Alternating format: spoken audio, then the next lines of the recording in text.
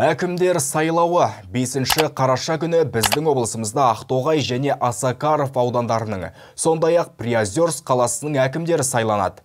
Ел президенті Қазақстан халқына жолдауында азаматтардың жергілікті атқарушы билік деңгейінде шешім қабылдауға қатысуын кеңейтуді тапсырды. Осыған дейін ауыл, қала әкімдерін сайлау бойынша тәжірибе бар. Осы бағыттағы жаңа саяси реформалардан қандай нәтиже күтетініміз жайында қоғам белсенділері пікір қосты.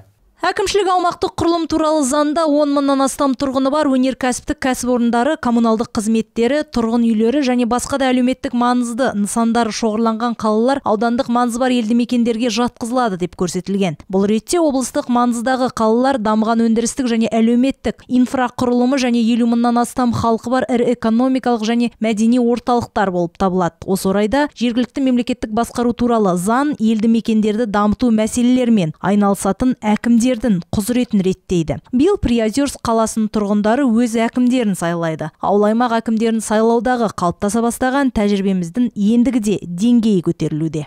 Ең бастысы халық өзі келіп, өздері таңдаған адамды сайлау керек. Оның үстіне енді әрине қандай адамдар келеді. Бұл жерде кандидатураларды саяси партиялар ұсынылады. Жалпы жеке тұлғалар өздерін өзі ұсынуға болады. Сондықтан қандай адам келеді, қанша адам болады, соның бәрі әрине өзіміздің белсенділікке байланысты.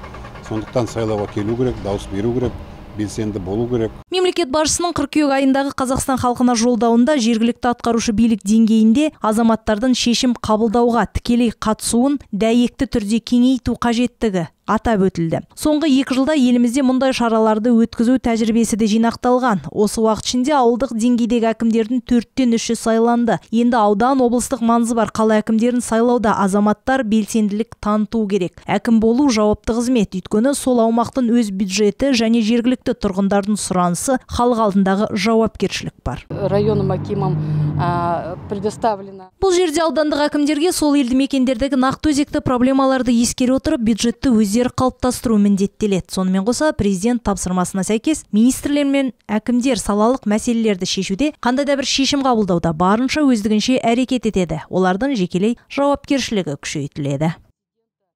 Биыл 5 қараша күні Қарағанды облысында пилоттық режимде Ақтоғай және Осакаров аудандарының, сондай-ақ Приозерск қаласының әкімдері сайланады. Мұндай шешім мемлекет басшысының тапсырмасына сәйкес облыстық мәслихаттың сессиясында қабылданды. Аталмыш демократиялық реформалардың маңыздылығы аймақты дамытуда жергілікті тұрғындардың мүдделері мен қажеттіліктерін ескеруге мүмкіндік береді. Бақыт Құлматова, Серік Тоғаев, Николай Шевелев, 5 арна.